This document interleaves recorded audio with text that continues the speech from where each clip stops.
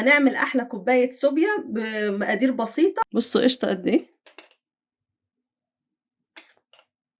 طبعا أحلى من الجاهزة اللي بنشتريها بكتير، ريحة وطعم بقى ومغذية.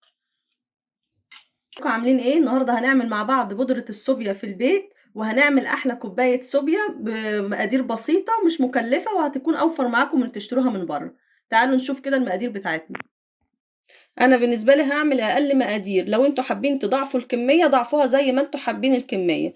اول حاجه معايا نص كوبايه من جوز الهند، طبعا هطحنها في الخلاط كويس جدا وبعد كده هنخلها، ومعايا نص لبن بودره، ومعايا ربع كريم شانتيه، ومعايا يعني ربع كوبايه سكر او اكتر شويه بسيطه حسب ما انتوا حابين التحليه براحتكم، وفانيليا. هطحن جوز الهند اللي عندي وهنعمه كويس جدا.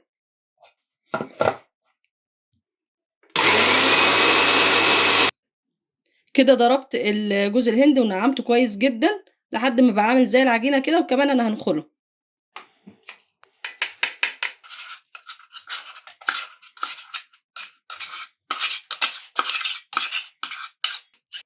بعد ما نخلتها هنبدأ بقى نطحن السكر.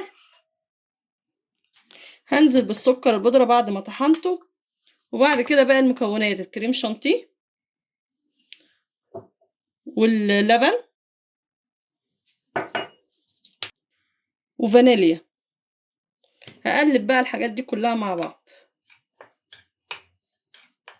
دلوقتي بودرة الصوبيا جاهزة معايا اهي في البيت بمكونات بسيطة وسهلة، من غير بقى صنصات ولا اي اضافات ملهاش لازمة. بعد كده في برطمان بقى وهبدأ ان انا اشيلها.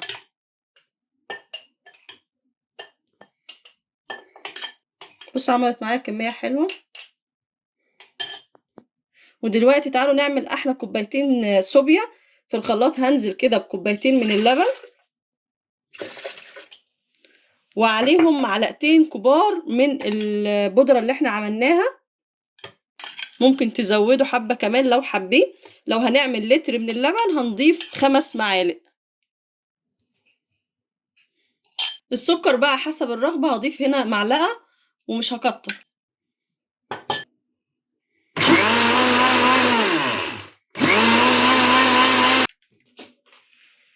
كده جاهزة معايا. بصوا شايفين الفوم من على الوش؟